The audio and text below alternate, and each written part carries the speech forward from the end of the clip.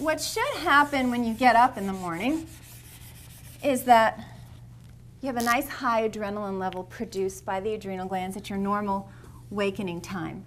And then that level kind of balances out through the afternoon and mid-afternoon, and then it really plummets at night. Now, why would the adrenaline level need to plummet at night? So you can go to sleep. So you can go to sleep. So adrenaline goes down at night, and the sleep hormone, melatonin, comes up.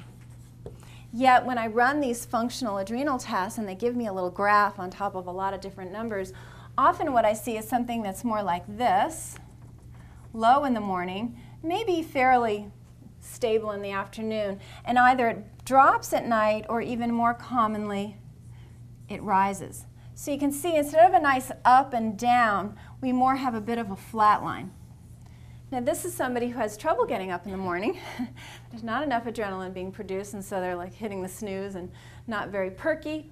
And then often they get a second wind at night, dragging themselves around all day long, and all of a sudden 10 o'clock and it's like, yeah, all right, let's get some stuff done, you know? And they're all perky. But the problem is we're supposed to be really awake during the day and really asleep at night. This one's half the size of this one because we were asleep sleep 8 and up 16. So we go to bed somewhere between 10 and 12 and wake up somewhere between 6 and 8. This would be the time that melatonin hits a nice peak for us. Now, what melatonin does is when it reaches that peak, certain cells in your body actually come out to do their job.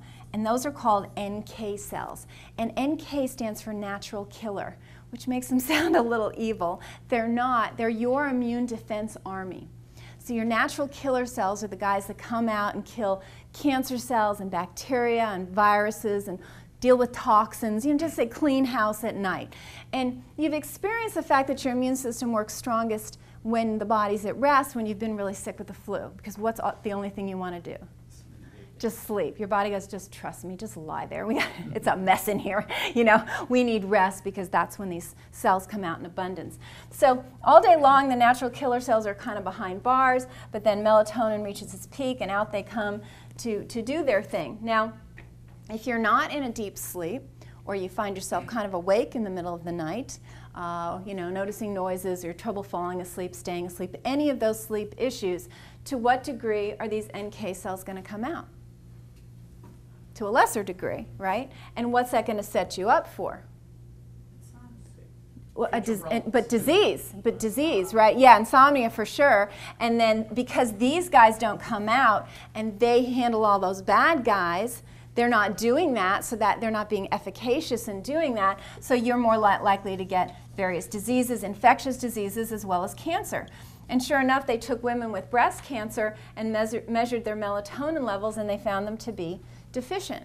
Now, does that mean we should all run out and get melatonin on our way home? No, because it's a hormone and you want to measure it and make sure you really need it. And we'll go into other reasons you can have sleep issues other than not producing enough melatonin, but I wanted you to see the benefit of it. Now, what if you take a sleeping pill? Does that resolve all of this?